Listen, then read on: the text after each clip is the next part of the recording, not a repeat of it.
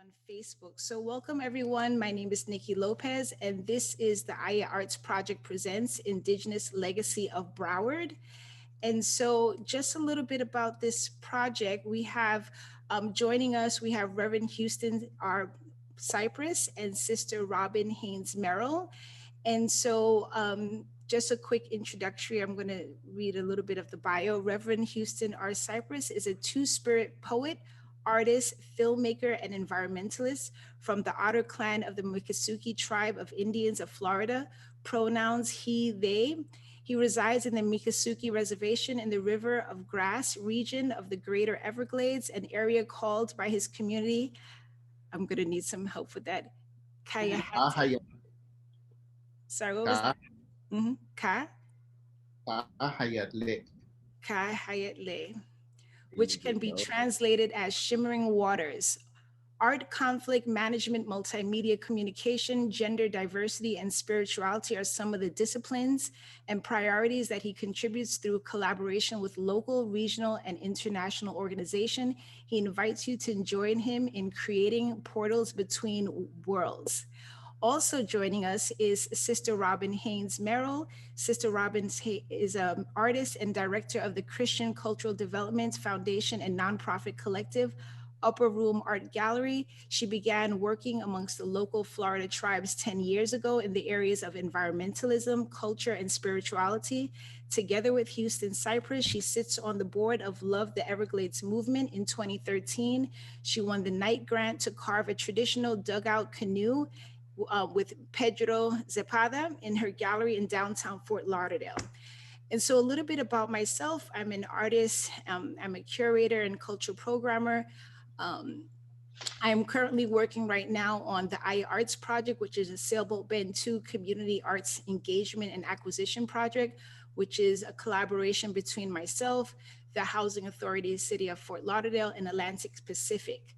So, a little bit about this project: we had a call to artists, we have some commission work, and we have several virtual conversations, the last one being about the Black history of Broward County. We also had an introduction with Scott and Strawbridge and myself about the IA Arts Project, and we have two more virtual chats. So that's just a little bit of the introductory. So we're live. We're going to hear from Houston. We're going to hear from Sister Robin. We also will be taking some questions towards the end. So I'm going to turn over the conversation to Houston to take us away. Cool. Thank you, Nikki, for the invitation to spend some time with you and to explore ideas of indigeneity, land and place, and maybe just to riff on some ideas of how we can all have a good time together. Yes. And it's always a good time to spend with Sister Robin.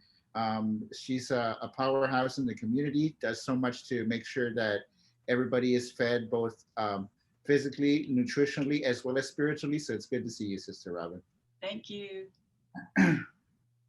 Yeah, I wanted to start off the conversation tonight, reflecting on your theme and topic tonight, which is Indigenous Legacy of Broward. And I guess the first thing that I would like to just remind us as we orient ourselves in space and time is that so much of what we think of as our world, as our experience, is bound up in this built environment, the developed areas, so-called developed areas of this land. And people think of the edge of their experience as the edge of the city. And so I would like to remind our friends and family that are watching tonight that Broward County is 2/3 Everglades. And so when we talk about the Everglades, we also like to talk about the Greater Everglades. Because people think of the Everglades as just a national park, which is at the southern tip of Florida. But it's really about the waters that flow across the land, that flow underneath the land in the aquifer, and even through our bodies, because so much of the water that we depend on is pumped out of that aquifer. And so the waters of the Everglades actually flow through our bodies and our communities. So the Greater Everglades, Broward is 2/3 Everglades. And there's this one road that goes from Broward County, from Fort Lauderdale west, all the way across the peninsula called Alligator Alley.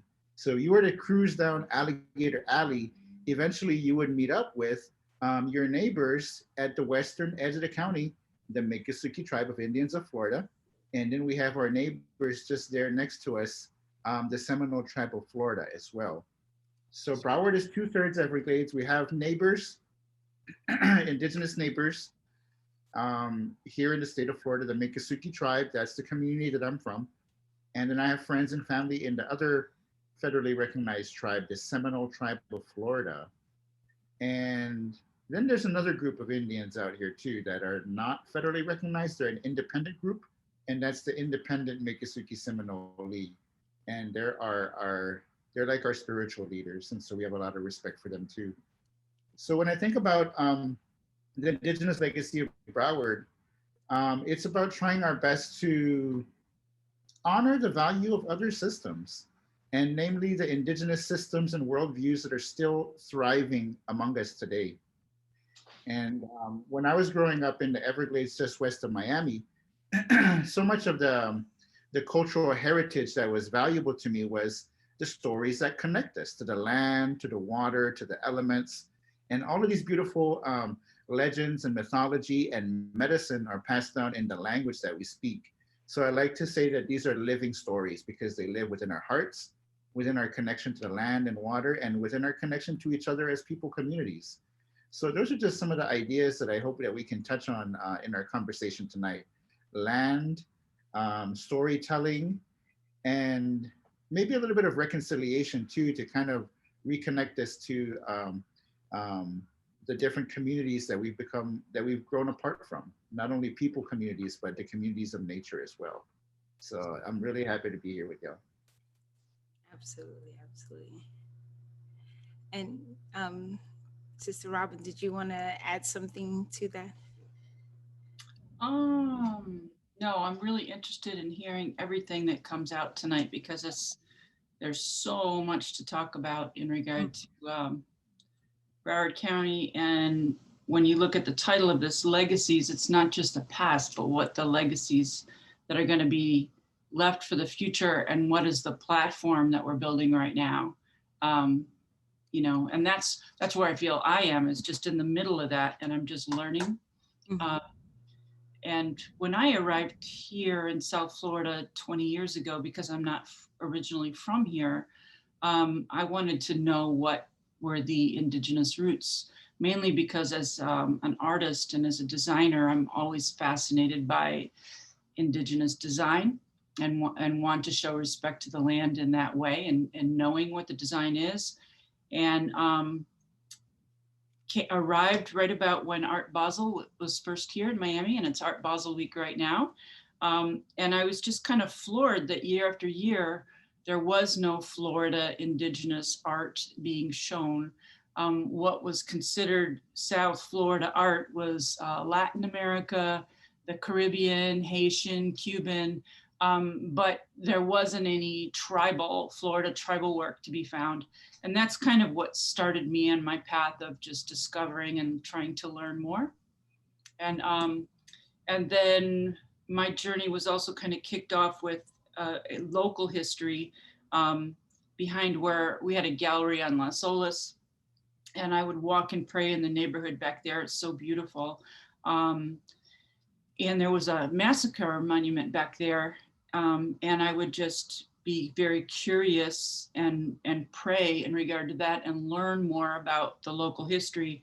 And that's when I just began to get really flabbergasted that I knew none of it. And I felt completely ignorant, even though I've been so educated.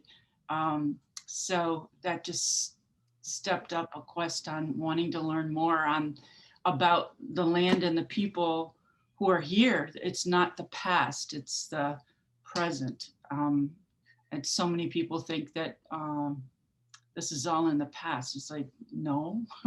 Mhm. There's tribes and design and art and craft going on, and ritual and such right now. And it's fascinating to learn about. Mhm. Mhm. And so, and I just want to acknowledge, we do have, I see Kathleen Dean, who is a filmmaker and also part of the iArts Project. She's on Facebook. We have a couple people online. So if you're joining us on Facebook, please consider sharing this link out to get more people into the conversation and more people who could get exposed to what we're up to right now. So I see a message from Brandon Hudspeth sending to climate youth chats. Oh, thank you. Thank you. Absolutely. Yes. So if you're in Zoom, if you're on Facebook, share it out. Later on, after this is complete, we will be uploading this to YouTube, so it will be accessible. One of the things I did want to ask Houston is because we're talking about legacy, how do you define legacy as it relates to you yourself or Indigenous legacy? How do you define that? How do you create that? How do you uphold that? After this is complete, how do you define? That's what happens when we're live. It's all good. Yeah, I mean, we can quickly look up like the definition of the word legacy, but just off the top of my head, like I think of legacy as like something that flows through you from the past to the present and to the future. And as I look up like just the definition of legacy online, it's about things that are conveyed in a will or passed down. But like in my poetic understanding of legacy, it's definitely influenced by growing up in the Miccosukee worldview, the Miccosukee universe. And again, I think it also reflects back on this idea of living stories. So these are the cultural treasures that are passed on to us by way of storytelling, by way of demonstration and example, by way of the cultural expressions that we're gifted. And so that's my first understanding of what a legacy can be. And because of the way that so much of these cultural teachings, the knowledge, the spiritual practices, and the sense of joy that is inherent in these cultural ways, because so much of it is passed on in the storytelling, the language that we use is a very powerful way to connect to it because it helps us to keep vibrant these ancient stories that came from the beginning of time. So these are the same stories, these are the same songs that my grandparents sang, that their grandparents sang since time immemorial.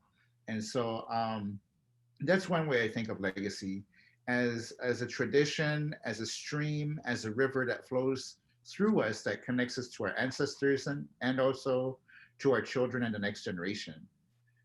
So that's one way I begin to think about legacy. And definitely there's a sense of duty and responsibility for that because you want our families and our children and the next generation to benefit from the things that we benefited from today. And namely, I'm thinking about the medicine that has kept us balanced and healthy and whole. So there's the language that is vibrant and that connects us to it and keeps it alive for us. But there's definitely a sense of joy too. Like there's a sense of humor, there's a sense of joy that is unique. And so I think that that's another aspect of legacy that needs to be articulated more, just as some of the valuable assets have been articulated. We also need to articulate the sense of happiness and joy, which is another spiritual principle. Mm-hmm. Mm-hmm. And let me just check to see. I don't think we have any questions on. And I know a lot of times what comes up with Broward County in particular, and I know when I was speaking one time with Sister Robin, this connection to the water and to the river, could we talk a little bit about that, or like what parts are shareable, or how does that play into the county or into Indigenous people, or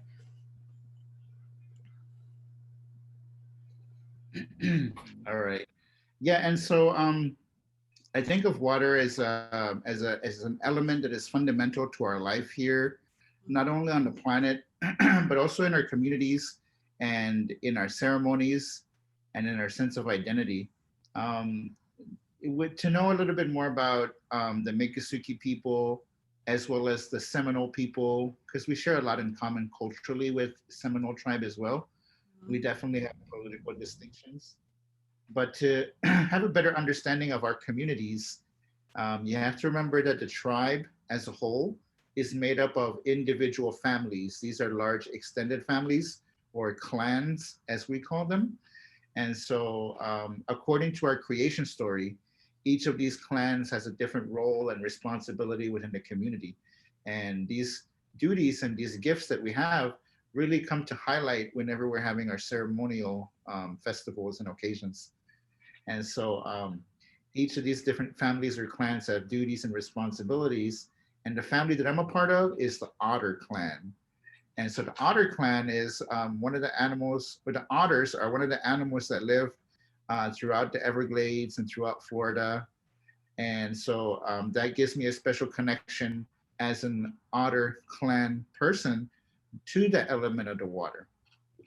But I think also that water has shaped so much of the economy of South Florida, and so much of that economy and industry of South Florida has in turn had its own consequences on the hydrology and the water quality of the state too.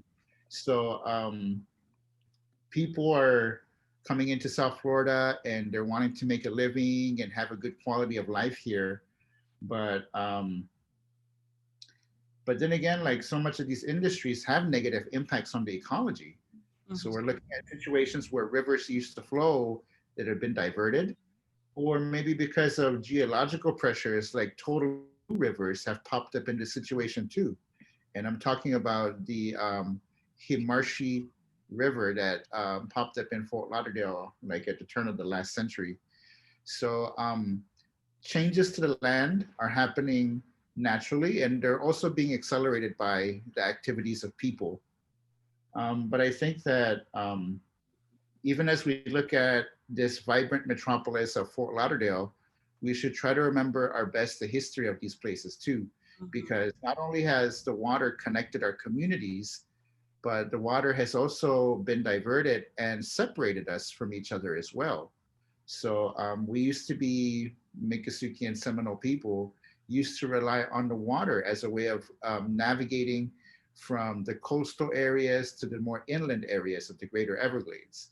And so now that water traffic is a different type of traffic these days. And so even if you look at the history of Fort Lauderdale, what used to be an actual fort with a very colonial history, most people don't even remember that existed here in Fort Lauderdale in the downtown area of Broward County. And so much of the waters have changed of the state, so much of the ways of our economies have changed across the state.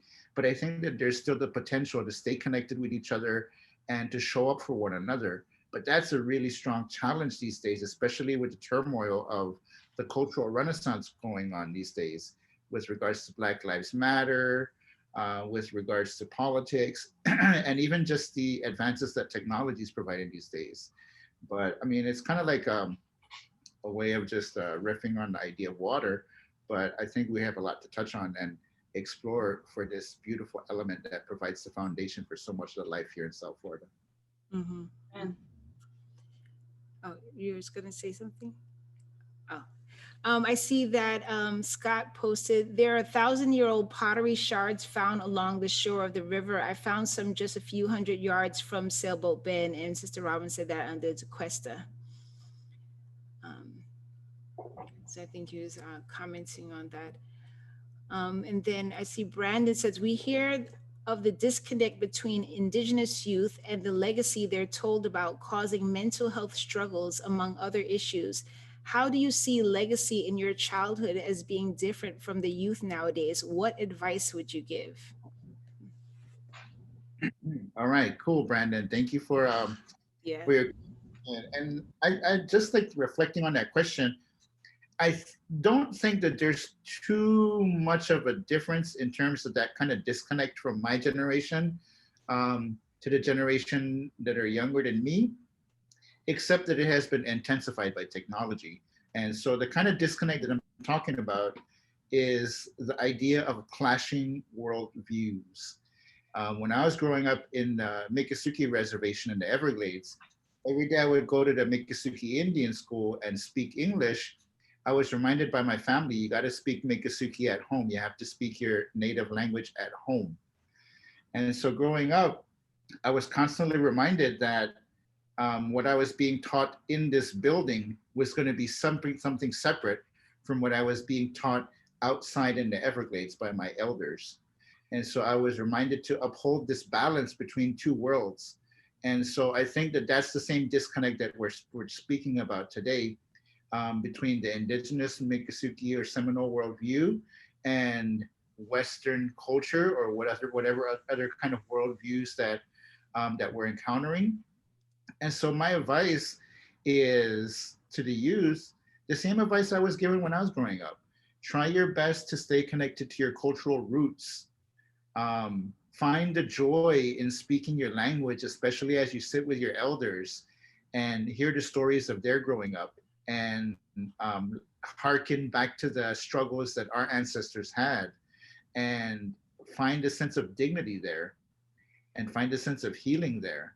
And I guess that's one of the best definitions that we can find of decolonization these days, like staying connected to your roots and using that strength to make the best decisions for yourself and for your communities.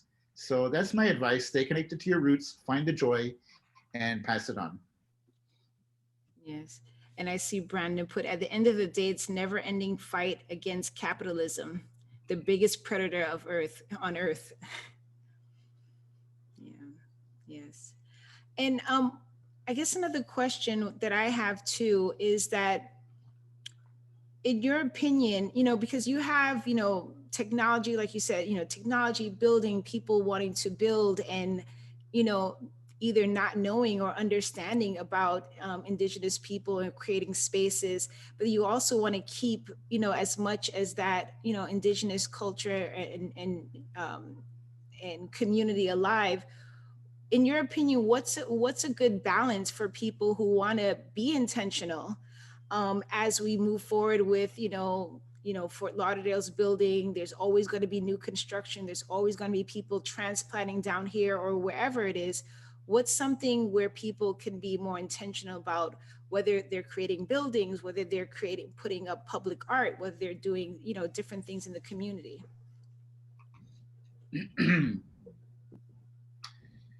Yeah, and don't get me wrong, I'm not against responsible or sustainable development. I'm totally for that, especially because we can harness technology to do that in a beautiful way.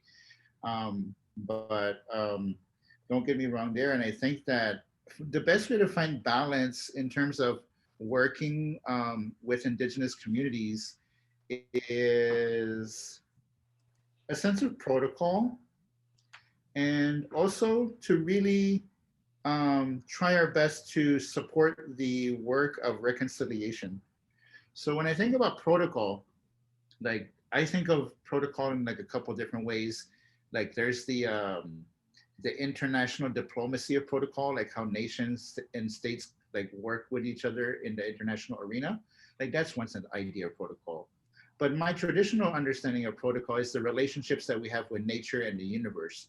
And that's typically expressed in a respectful manner through song, through prayer, through dance.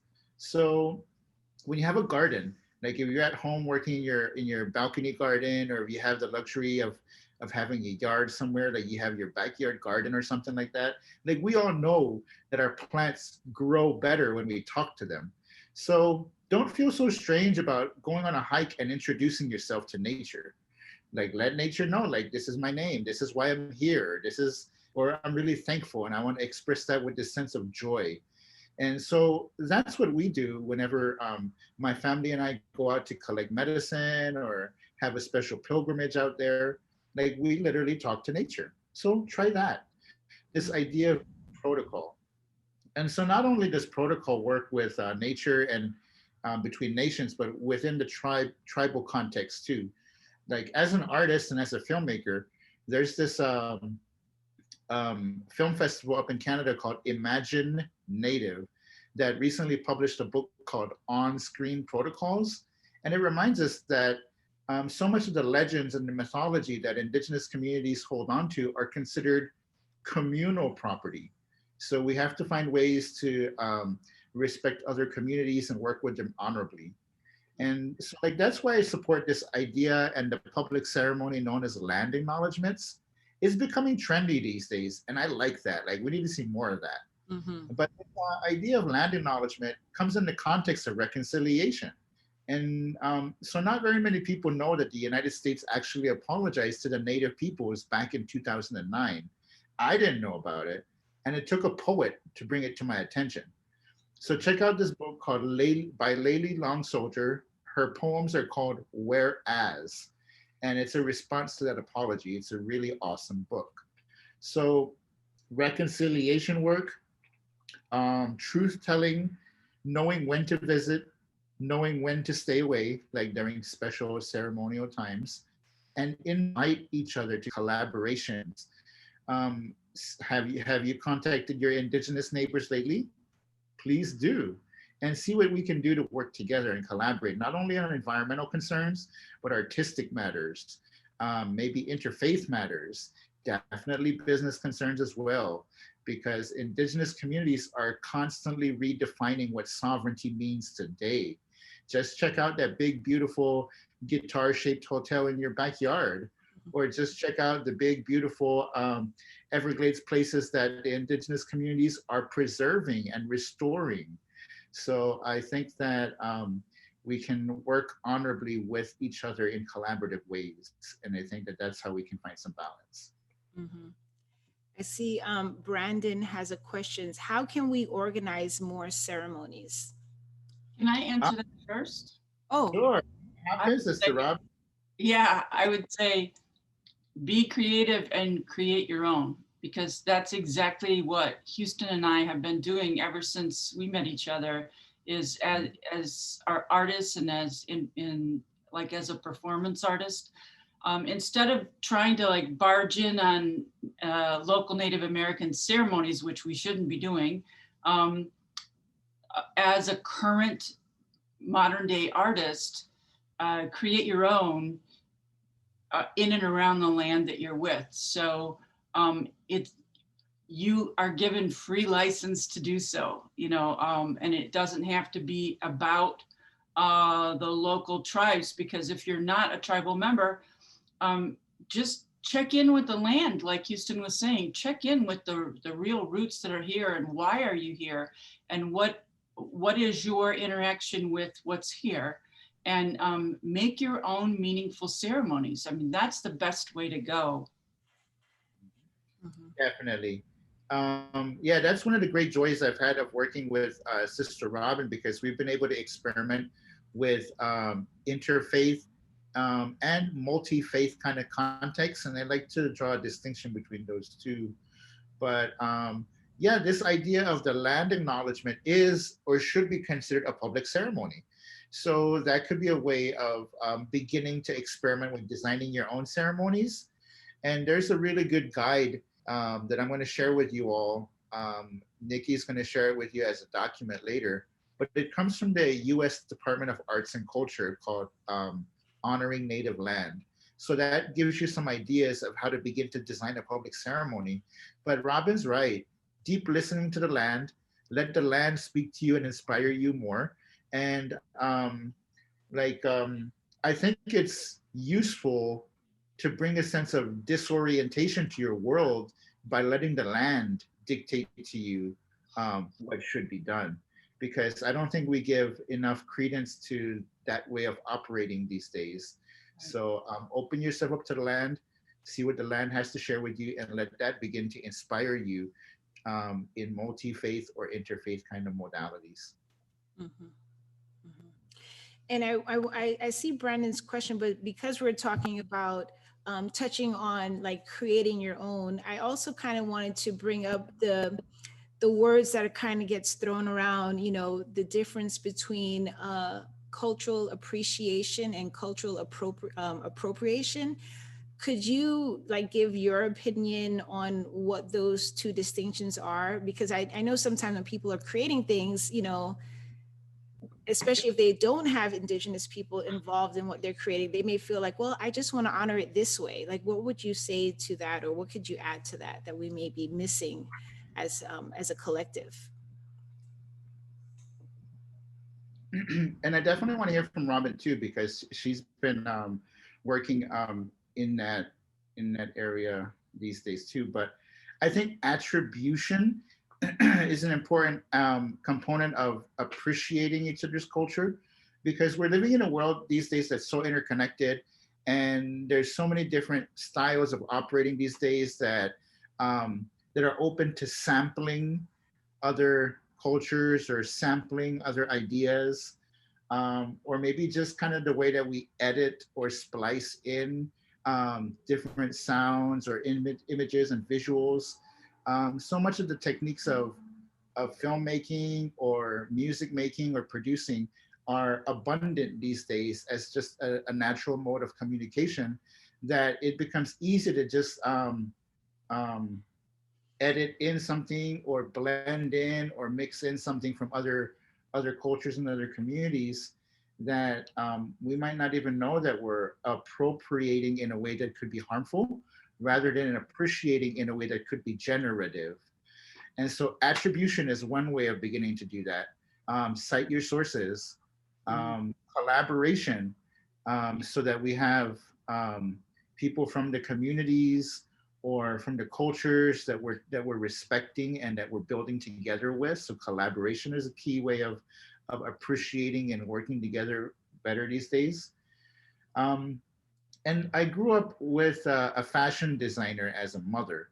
And so I really appreciate the ways that we can represent ourselves in the kind of clothing or the look that we create for ourselves these days. But I also understand like the shortcomings of fashion. And what I mean is that it's very easy for fashion designers to take things from another culture, because you can't copyright a fashion design. It's just not possible these days. And so Miccosukee people and Seminole people have been incredibly frustrated with the cultural appropriation that is happening in international fashion these days. Like the kind of clothing that I'm wearing today is known as patchwork. Like these beautiful designs across my shirt is what identifies us as Miccosukee and Seminole people. But in recent years, we've had designers like Donna Karan, Ula Johnson, corporations like Anthropology and others.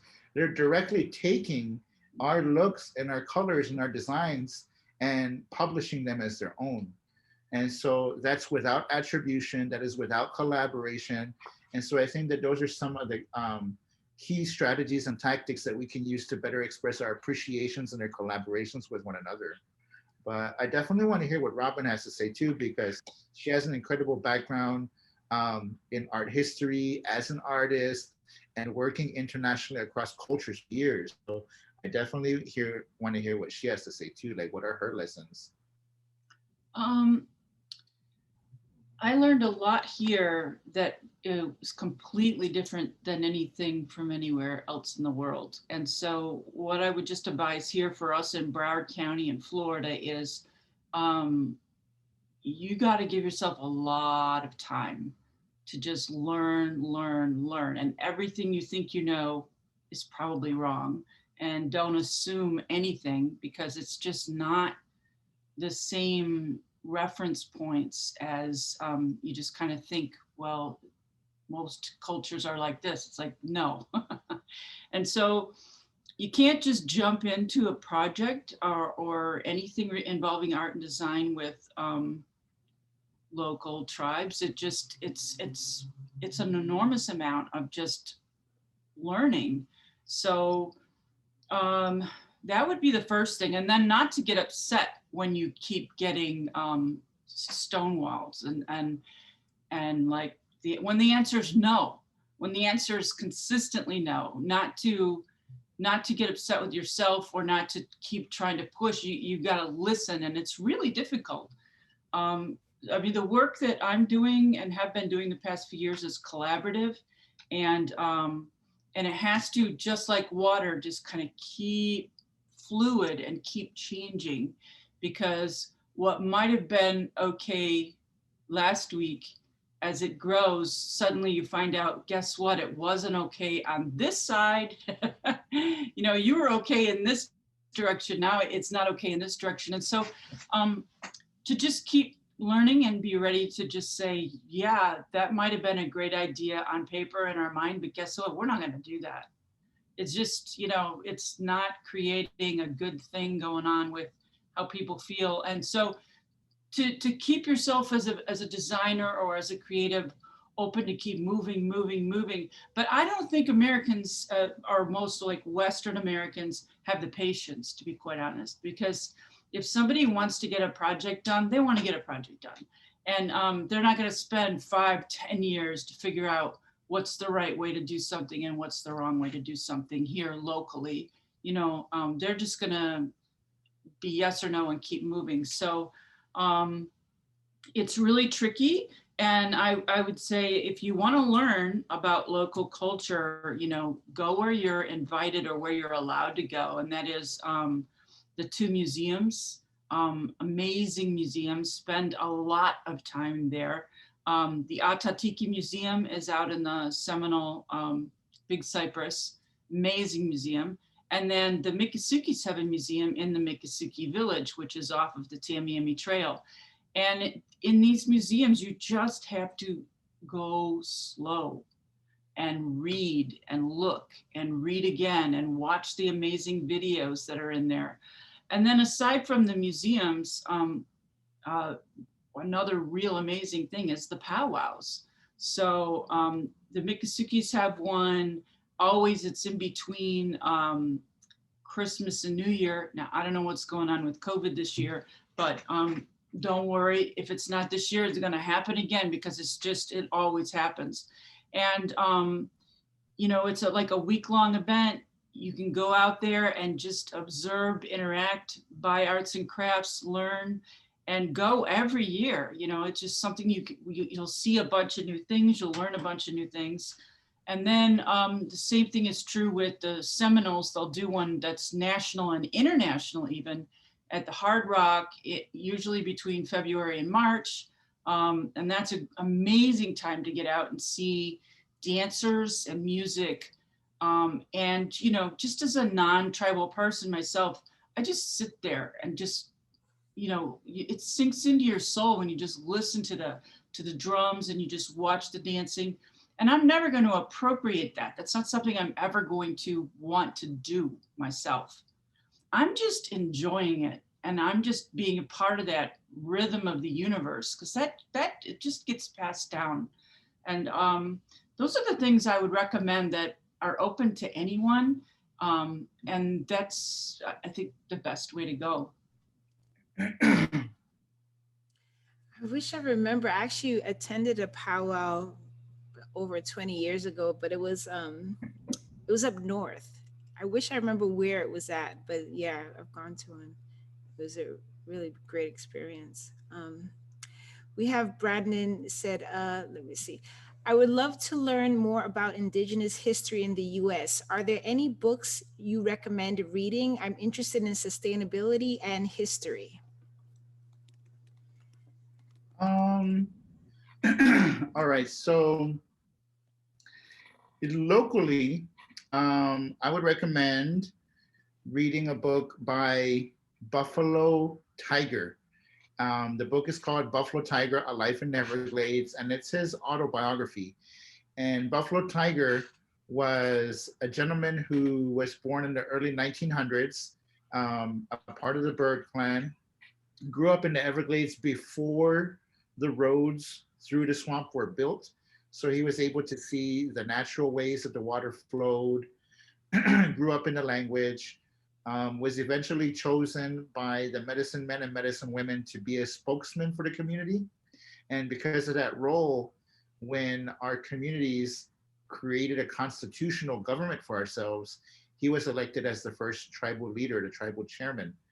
And so in his capacity there, he really demanded a respect for the alternative to the US ideas of what Indian tribes should do and should be. And he said, no, we have our own way of understanding the world, our own way of respecting the land, and our own ways of respecting each other. And so he really carved out a space for indigenous sovereignty in the United States that benefited not only Miccosukee people, but so many other indigenous nations across the land. And so that separateness is something that he stood up for. And I think that we can learn a lot from him. So anything but check out Buffalo Tiger's book. I recommend that. And I also created like a list of recommended readings for this conversation that has a lot to focus on the arts and crafts of the Miccosukee and Seminole people. So check out any books by Dorothy Downs. Check out the Seminole Legends by Betty Mae Jumper. And even though these are legends and mythology, I think that this is a good alternative to what most people think of as history, because these stories are what define us as people, what gives a sense of flavor and joy to our understanding of the world. And so much of what people think of US history or indigenous history is other people's perspectives. So I think it's always good to refresh ourselves with different points of view.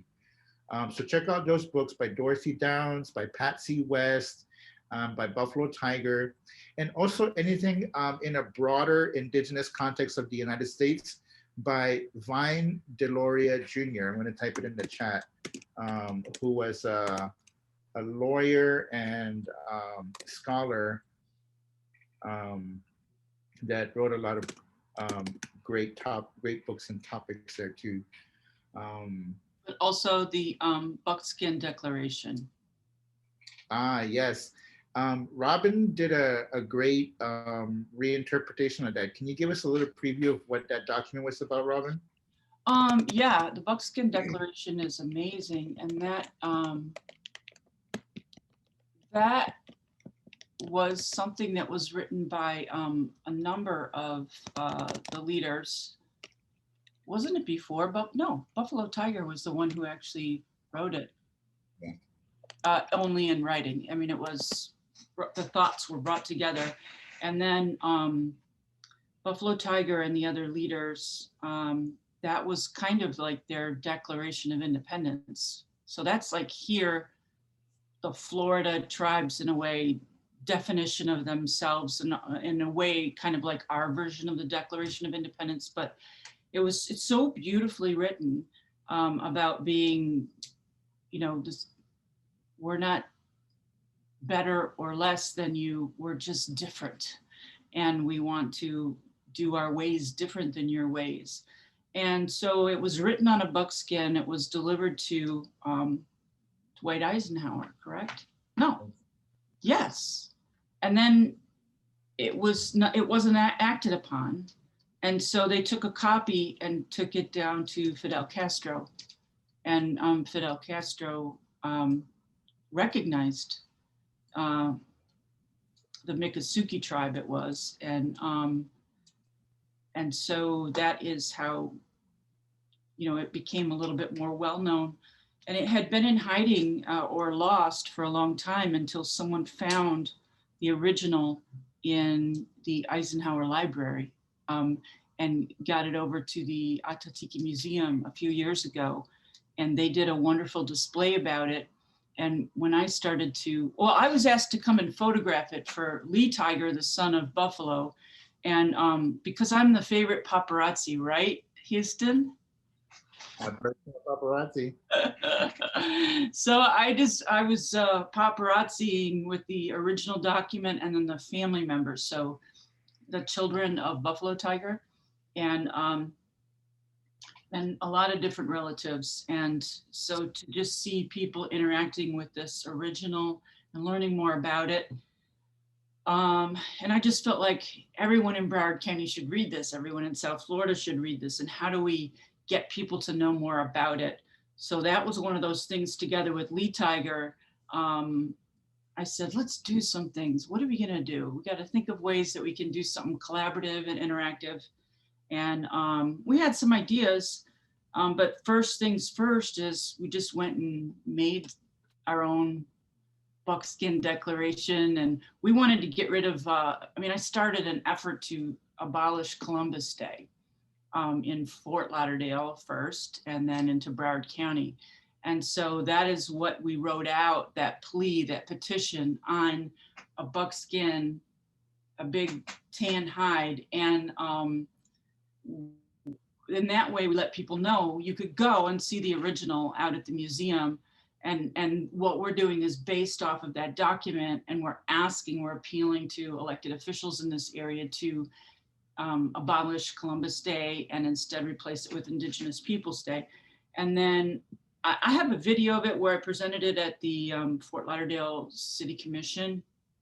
And then it's kind of funny because we gave them that document, you know, the buckskin, and it was kind of like, whoa, whoa, whoa, we don't know what to do with this thing. I'm like, it's yours now. You gotta figure it out. So somewhere in the storage and archives is what we wrote out, but we did take pictures of it and all. But yeah, these are kind of fun ways to, you know, get some things done nowadays. And it's not that easy to find the written words of the Buckskin Declaration, but we'll find it and type it out nicely and be sure to upload it as a document. Okay, thank you. I appreciate that. And I put in the chat and on Facebook comment, there's a Google Doc that was shared by Reverend Houston. And it has all those links to a lot of the things that we're talking about. So let me get back to one of the questions. I do see Scott saying, thank you, Reverend Cypress. It's an honor to hear you speak. I appreciate the chance to listen and learn. And Mary, thank you, Niki, for hosting this show, and special thanks to the speakers. Yes, thank you for joining us. Brandon has a question, or, you know, yeah, so he said, how do you see the Standing Rock protest camps affect the larger public conversation about the ongoing settler colonialism? There definitely seems to be some problematic visitors that treated it like an adventure or source of picture making for them to seem woke. But also I met many young activists that continued to travel to the country, but perhaps more pipeline construction, militarization. How do you see it changing? How do you see it changing the conversation? Cool, thank you, Brandon. And as a response to that question, I dropped a link in the chat to an article by Trudy Jackson.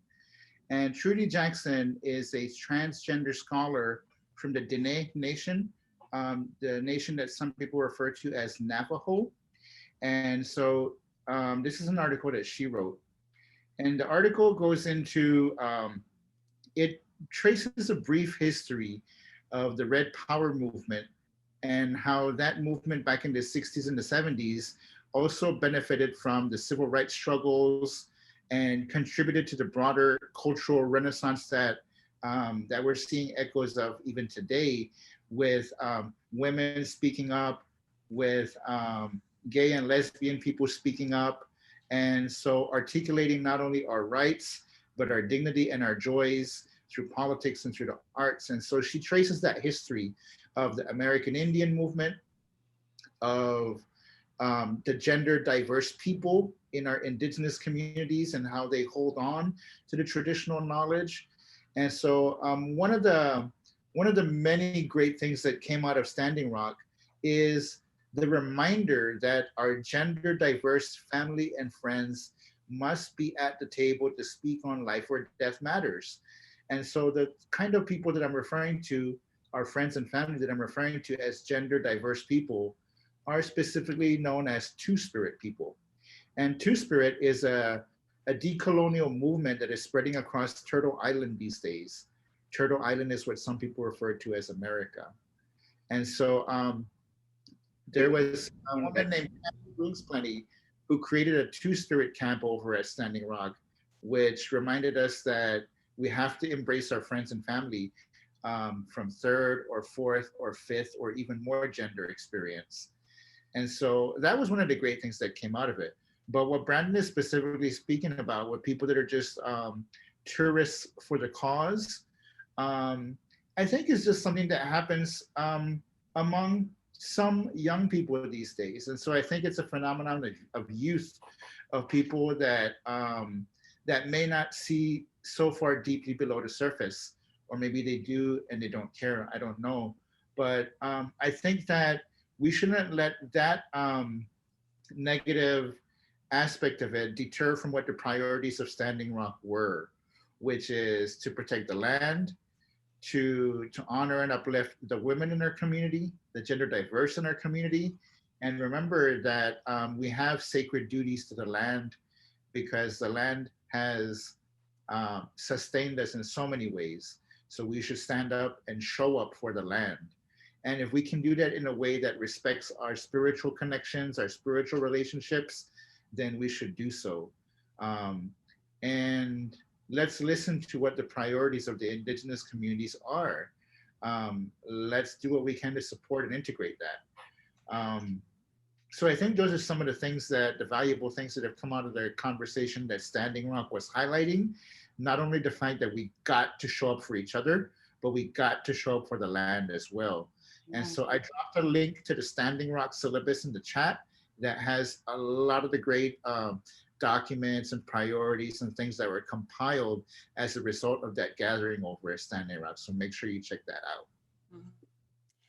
I like that you highlighted the point of saying, remember what's important, because we get that same type of thing when people talk about people protesting and marching, in regards to Black Lives Matter, equality. And you do have some people that are out there because they want a photo op, or they're out there to actually do harm. And if we focus on that, we get away from why we're there. So, you have to see those things as a distraction and keep, mindful of why we're there, why it's important, and to keep at task at, the intentions of, why it should be out there anyway. Because a lot of those things, some things are just put there to distract people. They know people are going to get upset, and now we're all talking about the person taking the photo op, and we forgot about why we're here. So it happens in a lot of spaces, and we have to stay true to the course. And I see Kathleen, she found the link with the Miccosukee Seminole Nation Buskins Declaration of Independence. All right. So I just put that into the chat. So thank you, Kathleen, for that link. And what Brandon was talking about or asking about also just reminds me of the local context, because at that time back in 2016 and 2017, and still even today, these topics are relevant.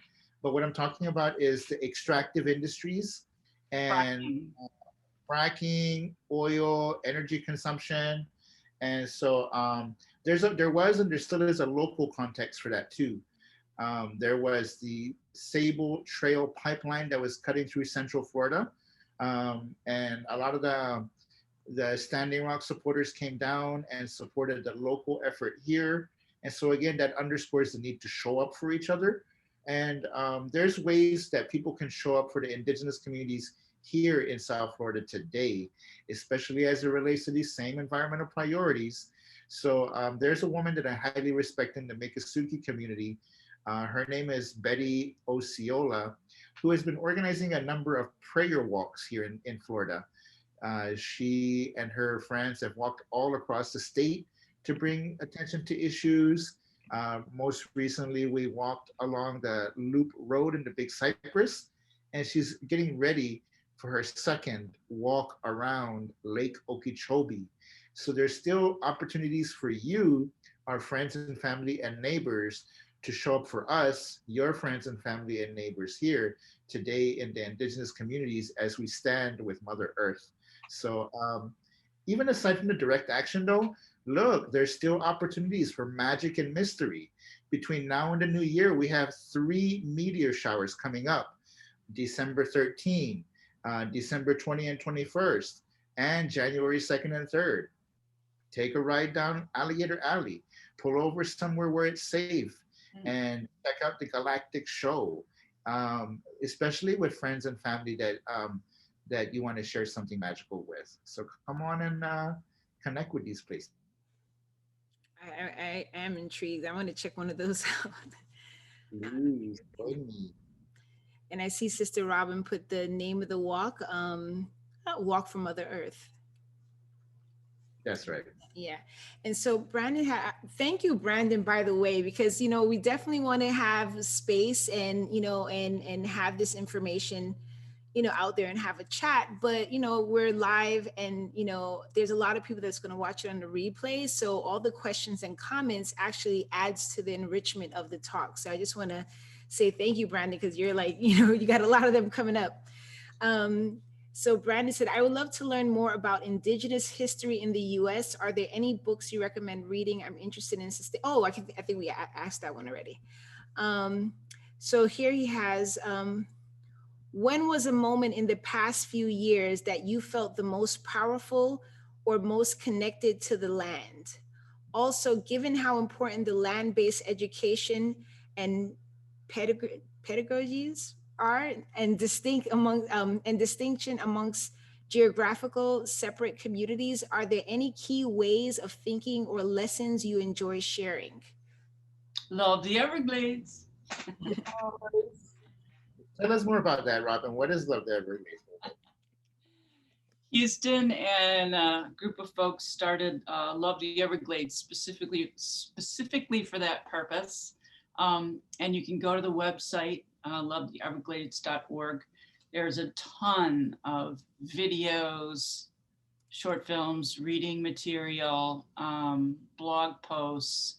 And so it's that getting people from, you know, the city especially to get out and experience the Everglades, but from a Miccosukee and tribal point of view. So you're not always able or welcome to come on those because they don't happen that often, these excursions that we host, but there's an amazing record of them. So if you can just read the people who've already gone and, you know, the films that they've made, the articles that they've written, then you'll begin to learn and see how, you know, both local and foreign folks have come on our excursions, and we're able to, you know, take photographs, write poetry, create songs. We are really trying to do it from an artistic point of view, but that is like the stopping point right there. It's all there. It's all on social media and websites, and we invite you to those platforms to just dive in and keep going back and keep reading and keep digesting it. And then Broward County does have a few access points as far as like getting to the Everglades yourself. It's not that hard to do. You know, it's only between half hour and an hour away to get to various Everglades points, and to just, what I encourage people to do is to just go with the rhythm of the water and the rhythm of the land, which is incredibly slow. The Everglades is like one sheet of moving water down the whole surface of the state of Florida. And those of us that live along the edges, the highly urbanized areas, are pumping and pulling and pushing water at a speed that it's not intended to do in this state, which is why you see, for example, all the pipes busting here in Fort Lauderdale. It's not just about old pipes. It's about disrespecting the water and the source of water and the aquifer and this land. It's disrespect. It's asking the land and the water to provide more than what it was intended to do, and in a different way. Like, we just want to flush our toilets and turn things on and all this, and that's not at the same rhythm and pace of this land, and you can't force it to do otherwise. So for a really good respite, I encourage people, it's free of charge. It's just get yourself out there in a car and just go and be with the water and watch it flow and watch the wind just slowly move it, and connect yourself up to that rhythm and that speed, and just pay some respect to the water and the land, and then bring that back with you and just ground yourself, because that's what we're pulling and pushing through our pipes here in wherever it is you're living. It's coming from there. And just as a way to get in tune with all this and to get in tune with, think about how long Indigenous communities lived here, by the way. It's kind of mind blowing, but the Seminole Miccosukee history is one, but then you look right below it, and the Tequestas were what, 4,000 years, they think? And that is just remarkable. They sustained themselves quite well here on this land until they were removed by people such as where I come from, which is colonizing Christians. It's those folks that did the most damage by coming in from Spain and really decimating quite quickly the tribes. Now there was intertribal fighting as well, but think about more than 4,000 years of being able to live sustainably off this exact property and water and land. And here we are, what, we're only like 100 years in, maybe Fort Lauderdale, a little bit more than 100 years, as opposed to thousands of years.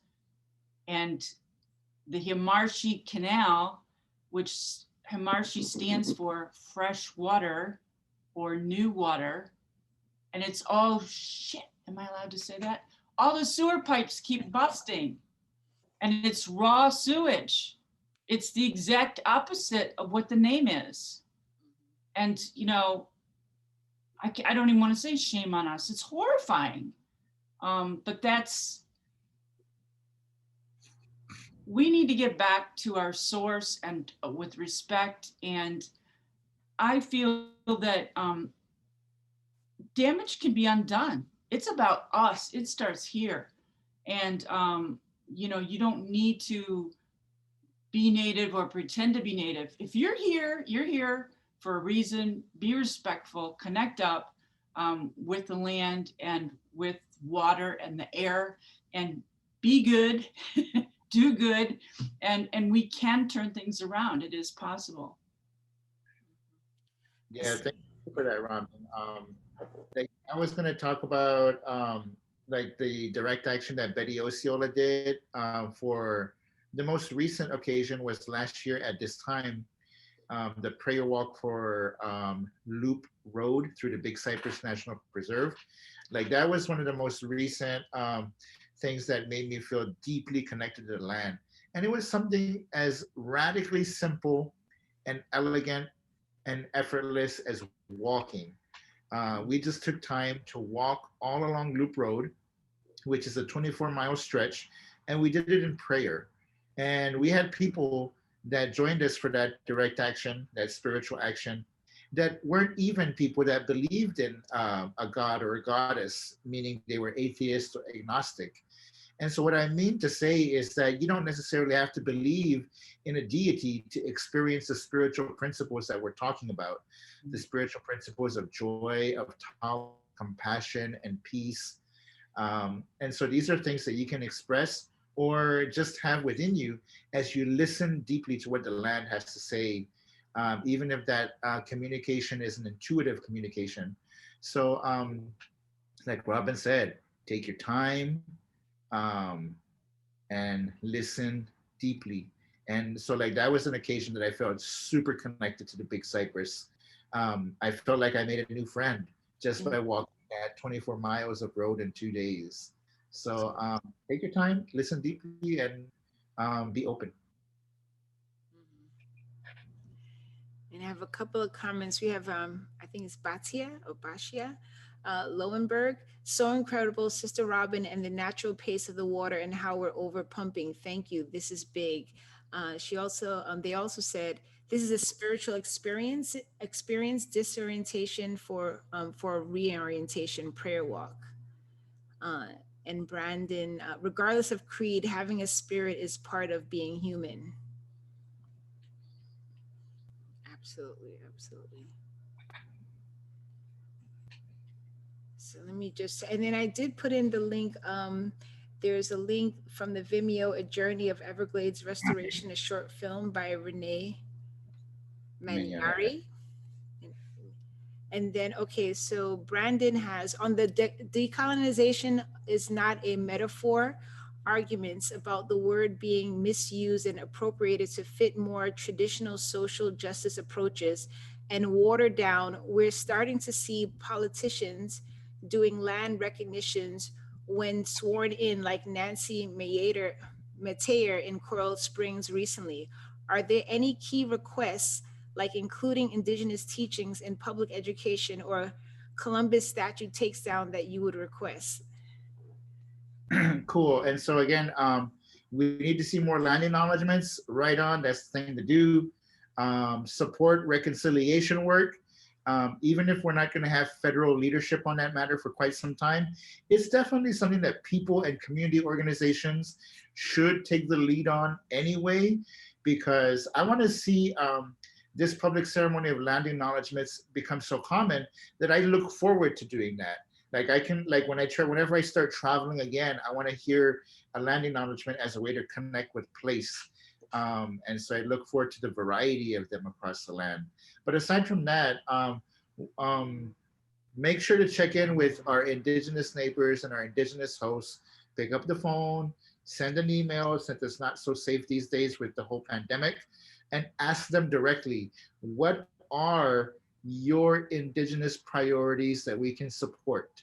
And as an environmentalist from the Miccosukee tribe, I would say do what you can to integrate the conservation principles that we offer into your policies. And so here in the local area, we're talking about Everglades restoration. We're talking about supporting Indigenous sovereignty, which means respecting the laws of the Indigenous communities that they have. And a lot of these laws are environmental laws. Do what you can to support language preservation. And again, this is something I've mentioned before, collaborate more often, but Indigenous environmental priorities, that would be the first step. And then he also added, in Miami, then we would acknowledge the Tequesta first, then Seminole and Miccosukee. Yes, that's a good strategy because we want to talk about who was here in the past and who are here in the present. And we also want to make space for the joy of the future as well. He said, thank you. Absolutely. Yeah, I've been on a couple of meetings like on Zoom. I think more so in particular because Zoom puts you outside of just your local thing. So a lot of meetings that I've attended, I started hearing more and more of the land acknowledgements. There was actually someone that gave a website where you could find where the land, what the lands that you're occupying, so they're able to share that and also educate other people. That's awesome. There's a really cool website out there called Native Land, and I like that one because it's interactive. And I'll drop the link here, but you can go to this website and it shows a map that you can zoom in on, and it will give you a starting point for your research of who are the Indigenous communities in your area. But again, it's about based on your research, based on your relationship building, and the humility it takes to make friends. I have a something to point out to people too is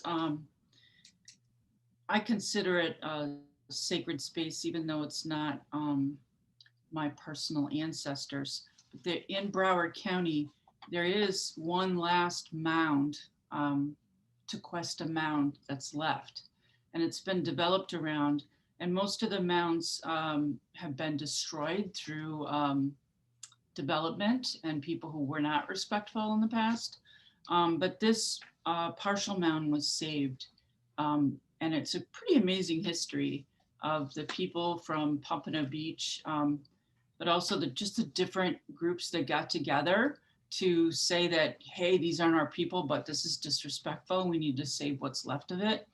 So, and also, it's not like the most keen sacred space to me because it's got sod and grass over it instead of like maybe Florida wildflowers, and more indigenous grasses and such, like I think it's maintained by the Parks and Rec department. So it's kind of got that Parks and Rec feeling to it. But nonetheless, it's there. And one day, I don't know how, but I was just led to it. And I just got in my car and I drove and I got there late at night. And you don't have to get in, it's not fenced.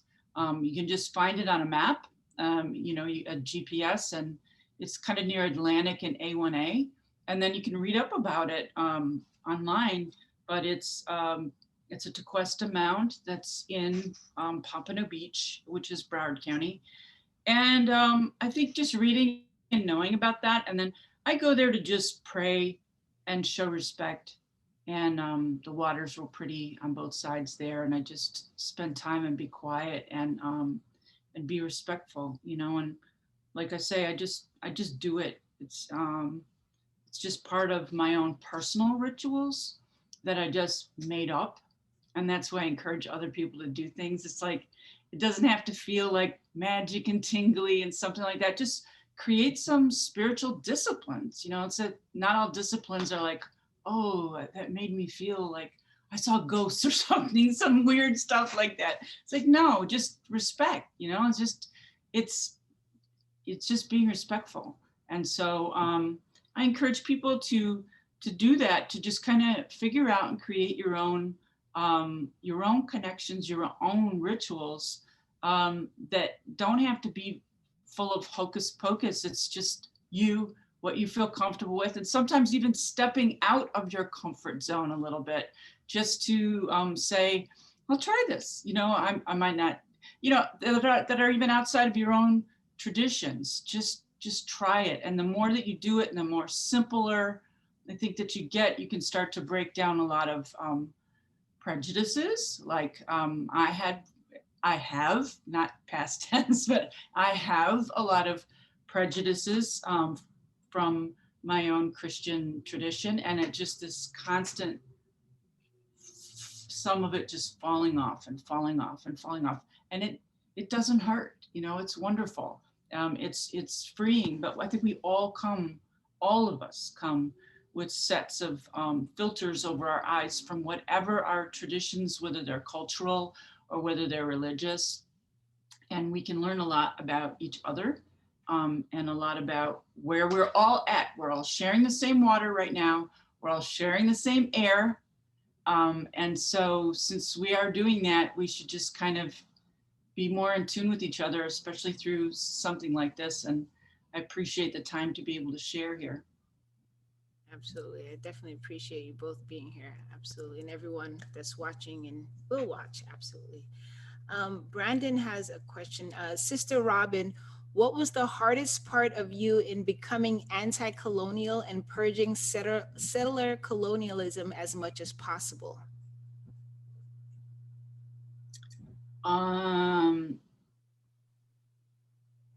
Well, I have been in ministry for 30 years. I was a missionary for 15 years. And it's hard. It's hard to even talk about just the amount of mistakes that you make. You know, like I was in the Philippines, which was a U.S. colonized country. So there were things that I would just do that would cause a lot of pain to my Filipino coworkers. And it had nothing to do with me, but then everything to do with me, which is why, as Houston knows, what's my Indian name, Houston? It starts with a hashtag. Oh, is that White Lady Missionary? Yeah, White Lady Missionary. So I can't never be, you know, the whitest white lady. Like I'm super white. And so, you know, and what do I bring in with my baggage as both, you know, white, American, missionary, etc. So it's just a long, hard process, but to be a part of, you know, the healing starts with yourself and just recognizing, wow, I have no idea. Sometimes you have no idea about stuff until you hurt somebody, personally hurt somebody, because you could say, I'm not part of that. That's not who I am. But then you have this collective cultural baggage that you are a part of, whether you like it or not. Mm-hmm. And then to suddenly start, you know, hurting people and then feeling that empathy about, I'm so sorry, I had no idea. But then you learn, you know, and then you learn and you progress and then you keep going. And speaking of which, Houston, I think you know, maybe if we could just share something a little bit private, we don't have to go too far into it, but that whole concept that, you know, the spirit gave to you and I and to our family, you know, to my husband and to your mom. But that slogan, heal the wound. So, you mean, the spirit gave that to us. And it was all what it was exactly like the work we were setting out to do, like as artists and as friends. But how it came about, how that it was a term that got coined for us and for what we're doing is Houston's mom. We were at her camp and she asked me if I would help her cook. And that's not something that, you know, I expected to do, but I don't mind being a side person to chop vegetables or do whatever.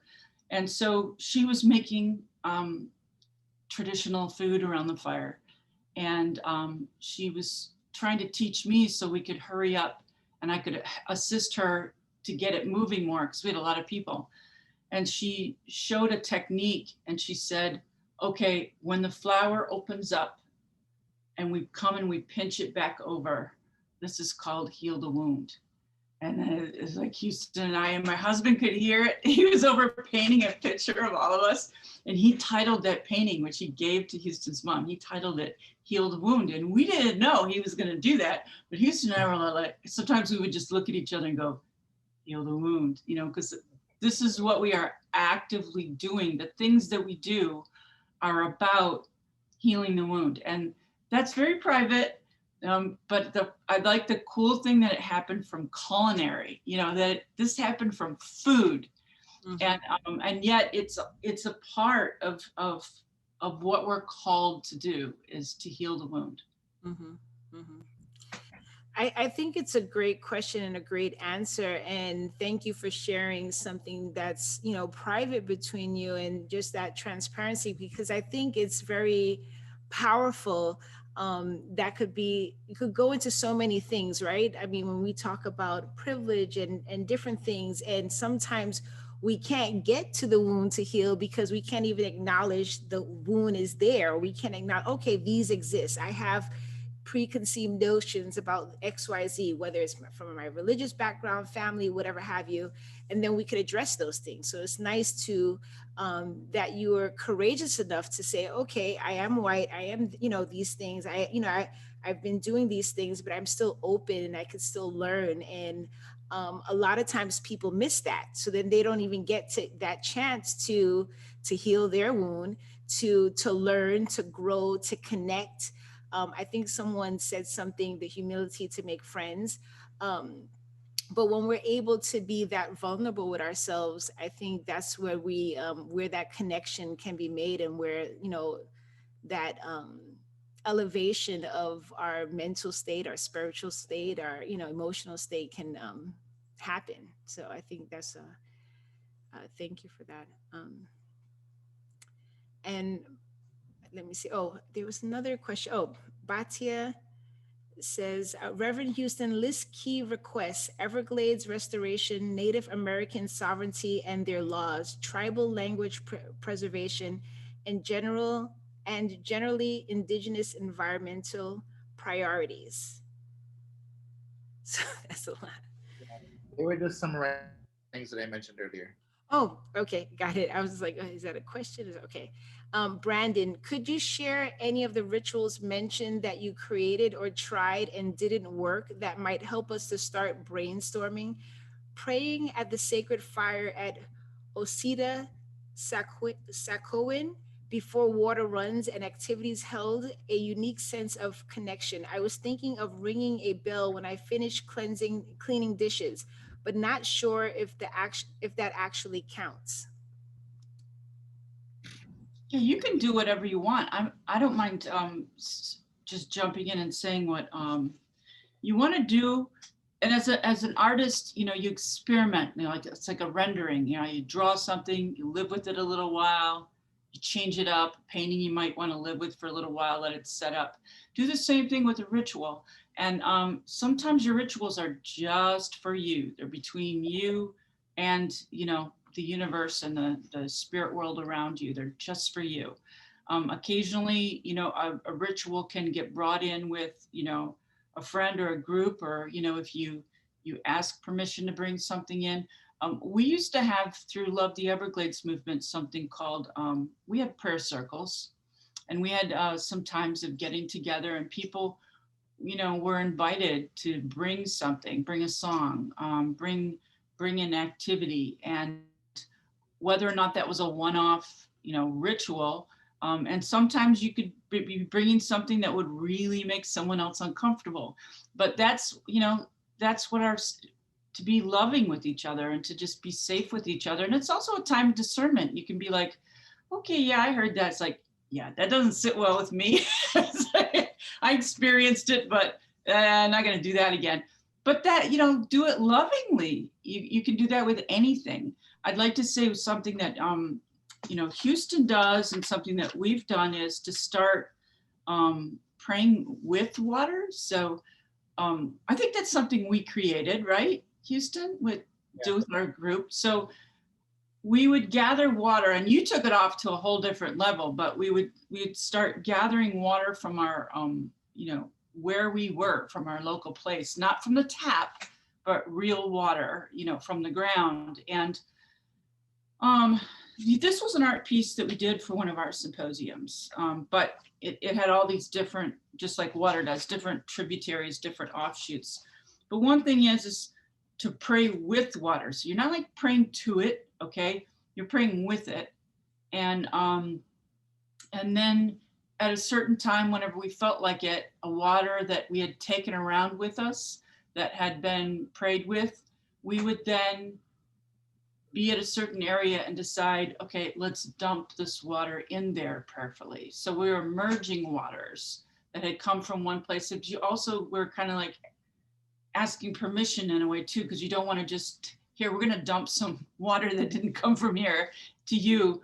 But all those intentions of trying to heal the water and heal our land. And these were things that we've done. And I'm going to let Houston talk about what he did, but I'll just bring up one little thing that I did as an artist that's kind of like this collaborative thing that I still do to this day. And I'll go grab it while Houston's talking. It's a little tiny canoe. And so, we did this big project that we had gotten the Knight Grant for, of carving a canoe in our gallery. But I also wanted to start to encourage younger artists in the tribe to be carving and to make the canoe kind of like an icon for this area, especially for Broward County, to have, a canoe should be an icon. I mean, this just water all over the place here. So I had an artist, I commissioned him to just do all of these tiny canoes, like lots and lots of them. And I use them personally for ritual. So I keep them in my purse. When I travel, as I feel led, I might give one to someone as a gift. And they're made from cypress wood, and cypress is a very water dense tree that's local. And also there are times when we pray, like we pray with that canoe. We pray, it might be a certain thing, like in memory of someone. I might write the person's name on the canoe, put a little flower in it, and then together we go out in the Everglades and set it off, and just pray that canoe away. We've put people's ashes in one of the canoes and set it off in the Everglades, where they used to do photography. So that's just something I made up, and I still continue to commission the artists when I run out of these canoes, because people love them. And it's a great little thing. So that's an idea of how I just created a ritual based on and feel like I'm supporting local artists as well. And then Houston, maybe you could talk about how you did all the different water from all the different areas. That's awesome. Well, thank you, Robin. Yeah, just to respond briefly to Brandon about the bell, I think that, like Robin said, as long as it's meaningful for you, no matter what activity that you're doing, it's going to be what is meaningful for you. And so what that is about your intention. What is the intention that you have for doing this particular ceremony? And what Robin was referring to is this bigger project that me and my colleagues did. It's a project called Inflection Points. And so inflection points is a way of creating an interfaith or a multi-faith structure. That what we did was we took water samples from 13 different locations across the Everglades, and we brought them together in an art installation with sounds of the Everglades, with poetry and chanting from a two-spirit elder. And we created an opportunity for people to influence the spiritual dimension of Everglades restoration by offering their prayers or their message or their images or their artwork to the water. And after that particular event and art installation was done, we also took the waters to a Native American church ceremony so that that congregation can pray for the water as well. And then we eventually took all that water with all of those beautiful intentions and we put it back where we got it. And so that was a way of creating a multi-faith structure for people to interact on the spiritual dimension of Everglades restoration. And that's like a broader project that we did. But even on a personal level, like Robin was saying, let it be meaningful for you and what your cultural background is, or what kind of culture you intend to create, whether that's in your community, whether that's in your organization. For example, whenever we have board meetings for Love the Everglades movement, there was quite a bit of time. We haven't done it in the last few meetings, but there was quite a bit of time where we started every meeting out with a meditation or with a prayer, or to be inspired by the arts of the Everglades, we would all read an Everglades poem together or look at an Everglades painting together so that we can come and be together of one mind at the beginning of our meeting, inspired by the Everglades. So you can do these in a secular way, you can do these in a spiritual or holy manner.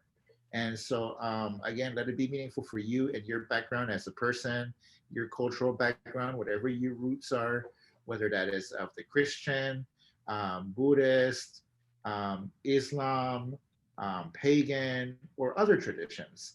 And again, maybe they're not spiritual, maybe they're secular. Maybe you're looking for ways to integrate whatever it is that you want to honor into whatever you're doing. So feel free to have fun, be creative. Let it help to sustain a sense of joy for yourself.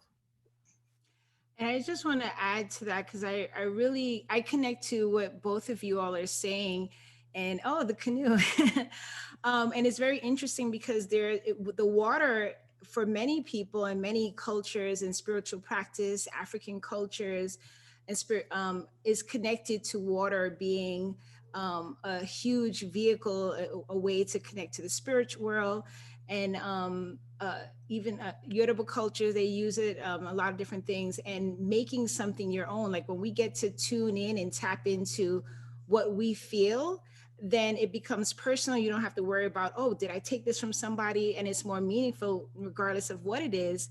And when you're some of what both of you all said, because like I had a very unique background in terms of being born a Christian, raised a Muslim, then got into all things from Judaism to indigenous culture to Egyptology and all those things. And when I had my son, I didn't necessarily, I'm not a practicing religion of any sort, even though I've experienced all those.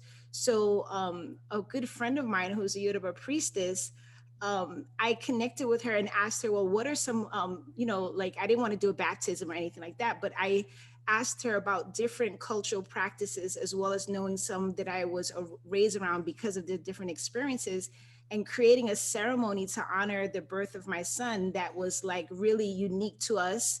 It tapped into many cultures, but it was something that we created and we both felt like, oh, this is our little space, our little bubble, and our little way of presenting our son to the world. And so I like the fact that, and then even as artists, when we get to explore and when we touch certain materials, how it makes us feel, how it makes us think, how it can transcend us into something, and explore those things and see what you come up with. So I wanted Yeah, to share that. I had the honor of training in a Universalist church a couple years ago, and was ordained in that tradition. And I think that I really appreciated that experience because it has helped me to learn and respect other people's paths even more these days. Mhm. And having been ordained in that tradition a couple years ago, I've had the unique honor and pleasure of officiating a number of weddings these days. And I like to serve queer communities and LGBTQ families these days, especially with these wedding services that I do. And that's been a great opportunity to create ceremonies for people to work in the interfaith manner, because it may not be a tradition that I was raised in, but working with these people that are being married, we can find ways to honor their backgrounds, to honor their activism, to even do it in an alternate dimension. I did a film wedding one time. And the most recent occasion that I did that was very instructional for me was a wedding that was inspired by LGBTQ and queer activism. So there's definitely ways to design ceremonies to honor and highlight whatever it is that you want to honor and highlight, and have fun with it. Mhm. I want to acknowledge yourself. Sheena's Spirit on Facebook said, "Beautiful knowledge healed the wound. We are all wounded in one way or another."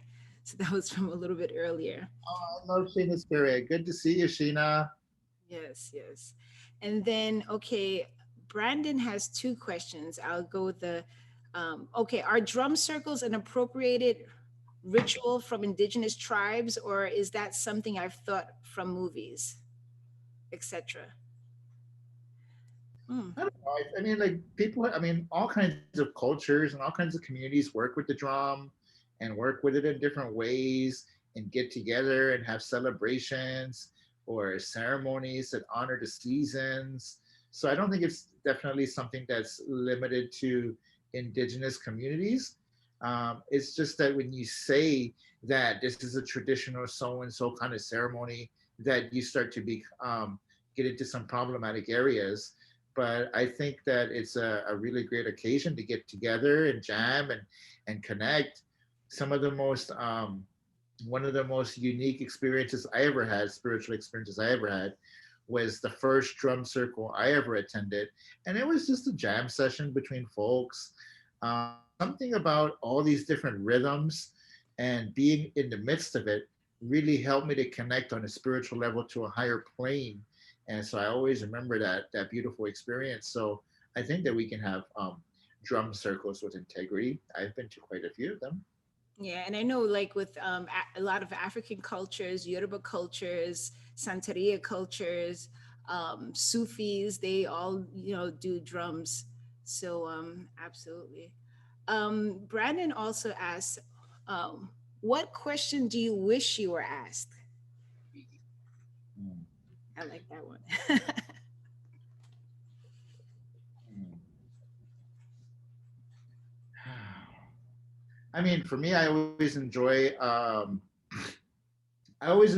talking about poetry and the joys of experimenting with language, and also the intersection with gender diversity these days.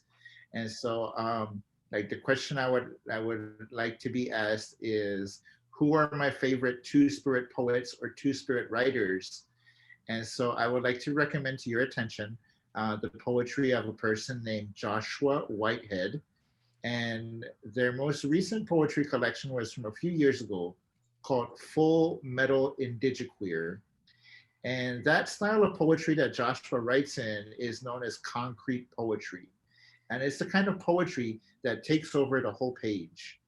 And so it's not just lines or stanzas, but he creates images and shapes and structures and totally redefines our experience of the universe, our experience of the organic and the technologic, the mythological and the real and the activist, and kind of opens up and blasts open a space for us to shine and sparkle. And so I think that some of the best work of literature these days has been created by two spirit writers like Joshua Whitehead, Carmen Lane, Quilo Driscoll, and so many others. So as a genre and as a style of writing, check out the two spirit poets and see what they're up to and support them. Mm, Well, I'm definitely, I was already excited seeing that you identify as Two Spirit. So I'm like taking down those names. I did find the link to Joshua Whitehead. I put it in the chat. Um, oh, okay. Batia asks, wondering last year I was obsessively painting images of ladders called climbing together and wanted to work with the various groups to see what ladders may mean to them and to create paintings together in a series. Just curious if this image resonates with any of you or if there's any traditional tribal meaning you may know of. Sister Robin, ladders, images of ladders. How does that resonate? How does that resonate with you? Locally, I don't think that there would be, right? Because there wasn't much use for ladders with chickies, is there? But I think they're looking at it in like a broader perspective too. I Like, know. I'm thinking just physically because of architecture and design and all, but I don't know of any. I was thinking that you were gonna drop in some Christian imagery with the whole ladder, like ascending to the heavens and wrestling with angels and things like that. That's too easy. No, I mean I don't know, but that's what I would think of when I think of ladders. I think of ascending and descending between worlds, but it's not something that is like imagery of Miccosukee or Seminole. But I would love to learn more about your project, Batia. Keep it going and share and bring it back and share it with us. I want to see what kind of cross-cultural explorations that you can articulate. Let's see what you come up with. Let me check to see if there's any more. We have a few people. Well, I don't see any other questions as of yet, but I know you're an artist and you kind of briefly touched about some of your work. Can you get a little bit, give us a little bit more details of the type of work that you do, where we could find your work? Cool, thank you. A lot of my work these days has been in collaboration with the Love the Everglades movement. And so you can check out the blog section of the lovetheeverglades.org website, because my first training or modality that I work with is through text and through written word and through translation. And that was inspired by listening to the stories of my elders and especially the singing traditions. So poetry has been the backbone of my practice. And after the poetry, photography and motion pictures. In the motion picture realm, I've done a lot of television work. I've done some short films and also helped out with some feature-length projects and also feature-length documentary films. I really appreciate documentary filmmaking. There's a filmmaker from Chile, Patricio Guzman, who reminds us that a country without documentary films is like a home without photo albums. And so that has been an inspiration for me to really document the beauty of my home and the lands that sustains us. So filmmaking. And I also really just appreciate the public storytelling that me and Robin have been able to collaborate on, especially when we're working with the press and media, because that's definitely a form of public storytelling, like getting these words and images planted into the minds and hearts of people out there in the world. So that story impulse has been translated through poetry, videos, photography, filmmaking, and these days I'm also making time for performance as well. Awesome. And what about yourself, Robin? Because I know you also do art.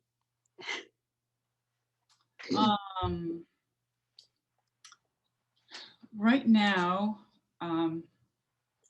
I've been also doing like collaborative work for the past couple of years, and maybe like choreography, I would almost call it. But I decided this year, in light of the pandemic, I'm treating it in a way as a big performance art piece, but I'm doing this thing called Sister Robin's Street Market.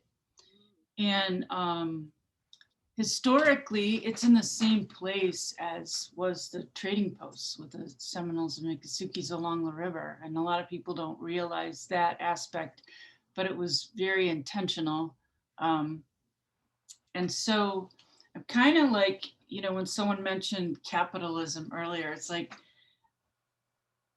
I'll just be straightforward like right now, because I've been doing this since April and now this is already December, but it's like one of my little mantras is I'm ready for the revolution. And it's like, I want to be part of the revolution and I want to be, you know, leading in my own way. And so this is just revolution, you know, like I'm giving food away for free with a bunch of people, with a team of people, you know, that I've helped orchestrate as far as the logistics, but just this whole alternative economy of dreaming and thinking like, I'm just going to recycle, like I'm going to recycle assets, I'm going to recycle money into food and then just give it away. And then the reciprocal part is not looking at it like a charity food line. It's like, no, this is an economy, because it's like, I'm not giving you something for free. Like, you know, we're like planting goodness and love and encouragement and strength. And I know for a fact that you're going to do something with that. I mean, I just trust that. I know that no matter who you are coming to that market, I already know that. So it's an economy, and it's been astounding. So to just like plugging into that history of people were trading, you know, so they were trading goods. But as an artist, I started doing a few years ago with that canoe and stuff, this whole notion of trading. Well, I'm going to give you something at this trading post, and I want you to give me something back. You're either going to recite a poem, sing a song, or dance. So that was a part of what the paddle up on the Himmershey Canal was, is we had these food and drink sponsors, and you could paddle yourself up to the different trading post sites.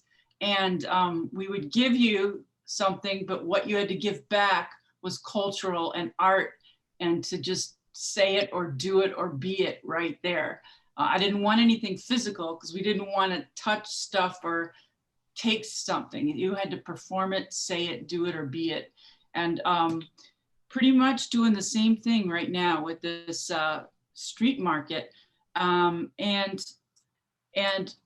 I know it looks, you know, a little weird, but I'm usually dancing every now and then, you know, just like out there because I'm having a good time. And I just see it as this huge performance art piece and not a charity food car line. I just want people to have a good time. I want people to enjoy themselves, enjoy the beautiful trees, enjoy the breeze coming off the water. And slowly, maybe hopefully, they can get to know even the history of what we're doing there and move into, like everything I just said to you, we don't say that to people who are in the line. You know, they're getting food and feeling love. But I'm telling you what I'm doing and how the basis of which I'm doing it from and why it's so completely different, because we're not treating it like charity. It's more of a piece of history and a piece of the future and a piece of like performance art. And then however long it keeps going, we'll see. But it's talking about being sustaining.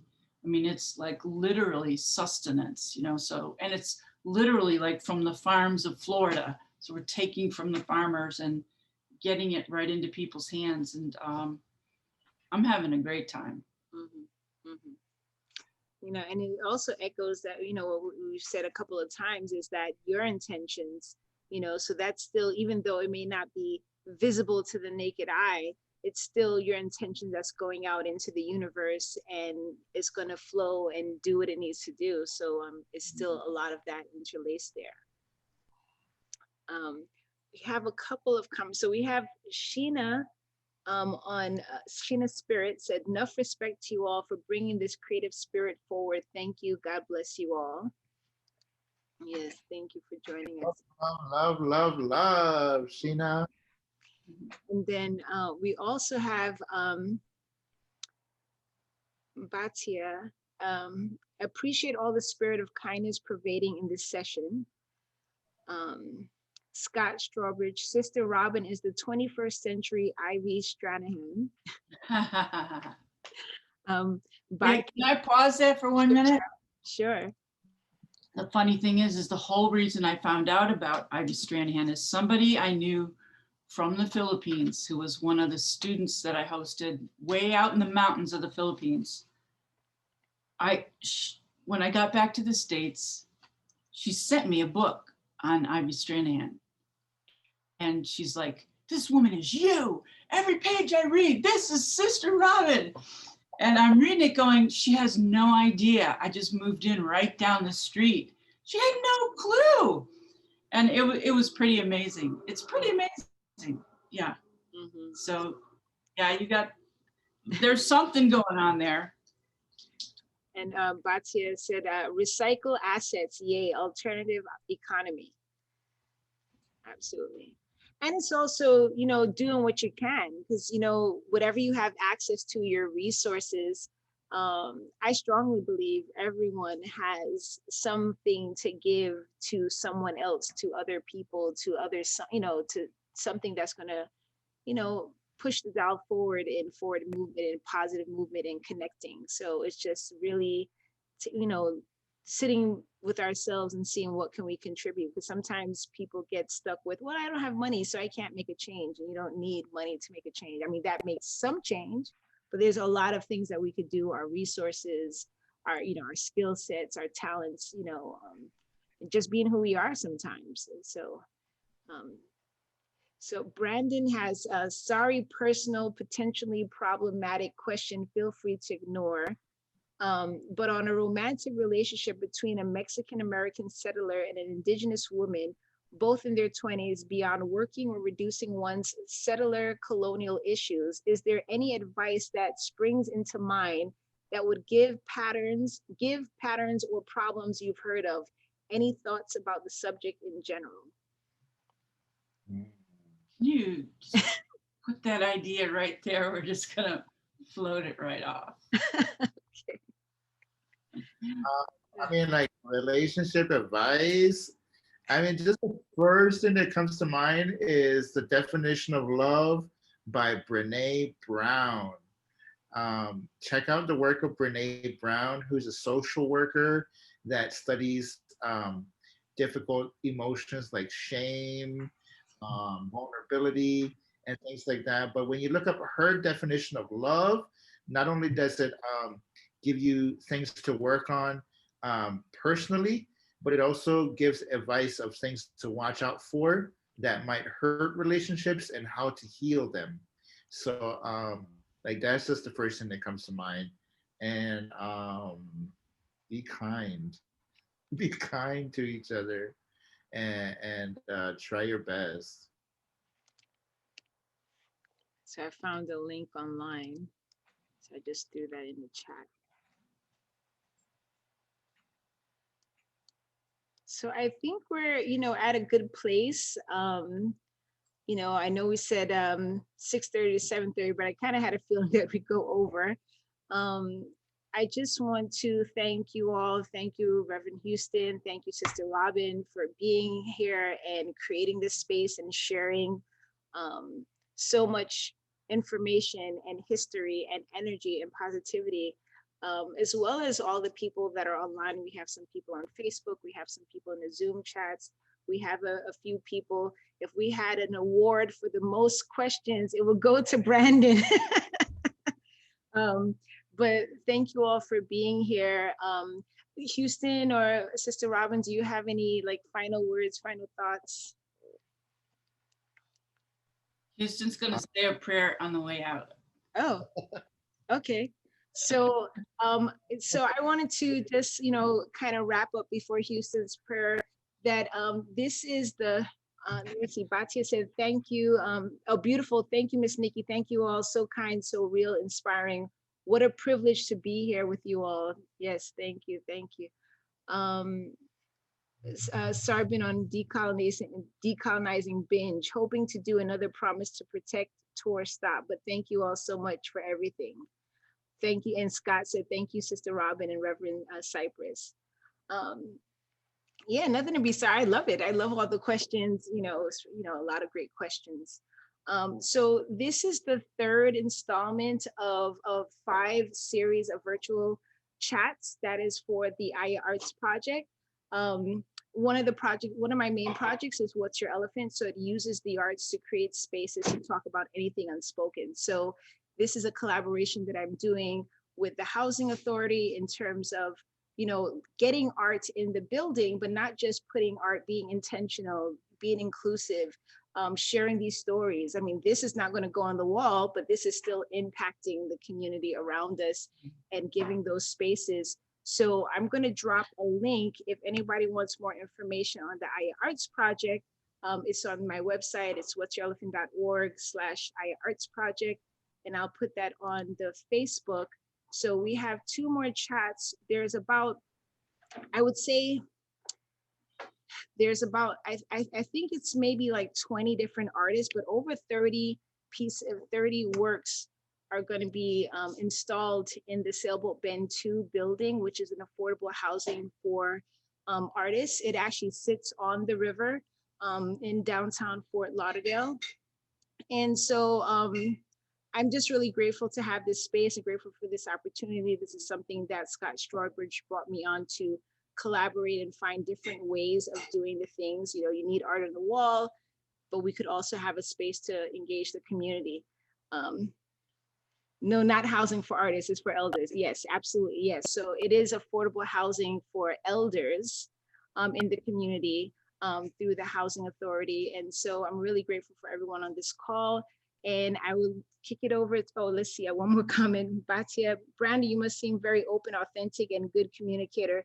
Be all of yourself with your lady friend. I bet she appreciates you so much already as a gentle, strong gentleman. Yeah. But I will say good evening, and I'm going to turn it over to Reverend Houston to close us out. Thank you, friends. All right. I would just like to make an appeal to the Great Spirit and to ask the 4 directions to lift our prayers up to the Most High. And I'd like to say that I'm very thankful for this opportunity to be in community with our friends here tonight, on screen and off screen, and that I hope that everybody feels welcome enough to come and convene in the Everglades one day soon, so that we can stand barefooted on the land and have our spiritual roots be connected deep to the aquifer and even below, and also have our expressions of joy lift up to the clouds and connect us with the beautiful sky as well, so that we can have a beautiful circle of life.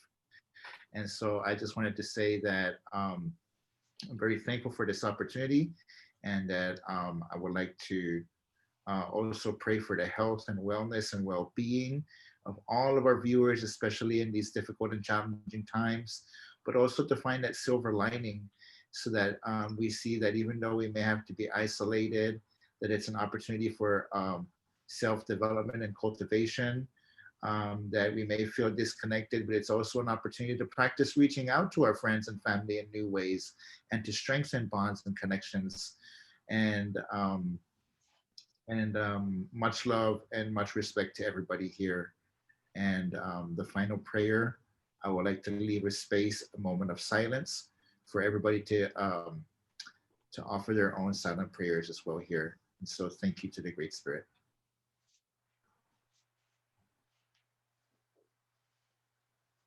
Thank you. Thank you. So I will see you all later, and have a good evening, everyone. Good night. Good night.